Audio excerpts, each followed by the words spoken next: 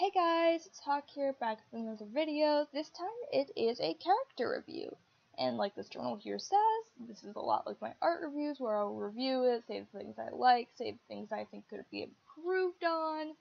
And yeah, this is semi-scripted, so if I just like stumble over my words or repeat things, I do apologize. I do say even if things are scripted, so that's also, so if that's something you don't like, I do apologize. Please do not attack, hurt, harass, or anything, do any of that sort of thing to anybody that I review. I don't care what you feel about them or their characters or their art. Nobody I review deserves any hate, so I will not tolerate any hate, harassment, or negative attention that goes to the people that I review. That being said, let's get into the review. So, I have read the bio, and I do have notes here of some questions I have, some things I like, that sort of thing. So this is by Purely-Ravio. They suggested that I review their character. I assume it's creepypasta from what I can tell, Janette Bell Lee/Jackson. So I will say that I really like her looks. I like that it's not over the top and like, oh my gosh, look at me, I look exactly like Jeff the Killer. I like that it's like, oh yeah, she looks like someone you could totally see. I mean, yeah, minus the blood everywhere, but like, she looks like someone you would totally be able to see in real life. And I like it. It's like a realistic character design. I like what you did, so good on you. I like it.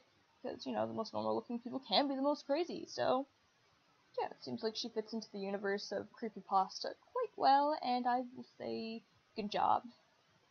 I do like the name, the age and all that is fine. With the actual killer name, I do have a bit of a question, like, how does she choose her victims? From what I can guess, she probably chooses them based off of them being, like, convicted of being pedos or abusers, or it's like, she's been told they're pedos or abusers, so she targets them specifically, or is it just random, and if they just happen to be that, she will kill them. I like the idea of using dates to get victims. It does remind me a lot of those, like, creepypasta online stories of, like, Tinder date gone wrong, or blind date gone wrong. Like, I really like the idea of that. Those always leave a chill going up my spine, so, woo, good job. And I feel like that could be explained a little bit, but I think her backstory does do a decent job. I will say the backstory is nice. I will say that with the backstory, it does line up with the motives well, and I'll explain that closer to the end, but yeah, I will say that's pretty good, but I think you might need to explain a little bit more. So, with her just suddenly snapping after her son's death, did that specifically cause her to break down? Was it other things? Does she suffer from any mental illnesses? Has events happened in her past that, so like, because of like maybe trauma from those past events, or maybe just things, how she was raised, is it with her husband, was her husband abusive? I can guess, kind of, based off this, like, based off who she targets, it's kind of inferred, but like, was her husband abusive? I feel like something like that, things to lead up, like, further lead up, like, she suffers from these mental illnesses, because I know it does say that she does not feel any remorse or shame for killing her husband, as well as these child abusers and stuff like that, so something like that. Does she like suffer from any mental illnesses that would cause her to feel no remorse? Just what led up to this break thing, and it just says that she feels no remorse. So I feel like that could be explained. Like, had other events caused her to feel like this, develop like this, act like this? Who knows? I feel like that would be good. Something else I noticed is that she hangs out with demons, but it really doesn't explain in the backstory where she met the demon, or how she even knows them.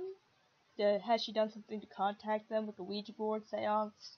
Has she done some satanic stuff? Is she a Satanist? Like, is that what led them to kind of attach themselves to her, and so she knows them?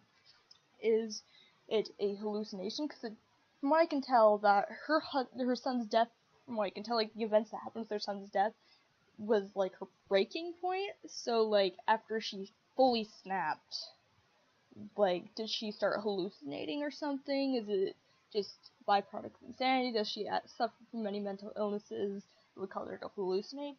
Does she do drugs? I don't know. Like, I feel like this could be explained how she met the demon. Like, is it even real? Is it just a hallucination? Did she contact it in some way?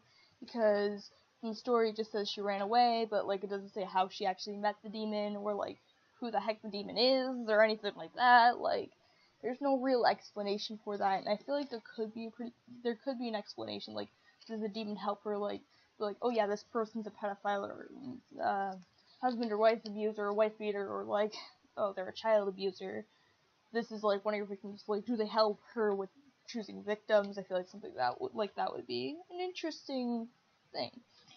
I will say that the killing mate abusers or pedos and child abusers and all that makes sense, considering the events that seem to lead to her fully snapping, because I know, like, it does say, like, what caused her to fully snap or whatever, or from what we can tell is because her husband maybe is, like, abusive or whatever, and her son dying, of course, like, more explanation, like, maybe things behind kind of like her predisposed to end up like this, or predestined to end up like this, but I feel like her motives are very, very good, and it does seem to line up with the story that you leave us, because from what you've left us, what caused her to snap was her son's death, and, you know, her husband acting out of line and stuff like that, and because that caused her to snap, it would make sense that those are the people that she goes after. So I will say that it's a very good job that you actually have the motives line up with the story. I really, really, really, really, really like what you did there, because it is what happens, but it's not often with this sort of story that it's just like, oh,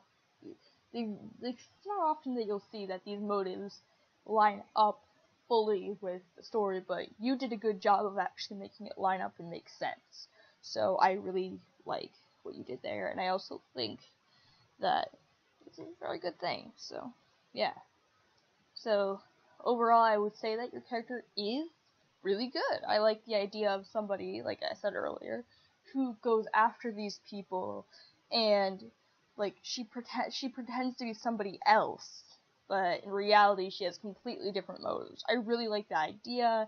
I just think that some of the things, maybe like what fully led up to her going insane, like explanations for that, explanations for knowing the demon, maybe a little bit of an explanation of like how she chooses her victims, that sort of thing could be helpful, because I feel like the rest of it, it's still fine, but I feel like without that, the viewers who are reading this story are kind of left confused as to why that happened. Like, how did it happen?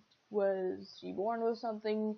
Something happened in her childhood? Like I said earlier, I feel like those things, they would be wondering it, but they wouldn't fully know why. So, those are the things I think could be possibly explained. So, I mean, other than those, it's fine. I don't have anything against her looks. I know she says, like, I know big boobs are frowned upon, but honestly, it's not that big of an issue. People develop in different ways. Her body type seems to be fine, whatever. Even with that would be fine, plus she just looks presentable, whatever. So yeah, overall, good character. Hope I could help ya. This is Hawk, signing out.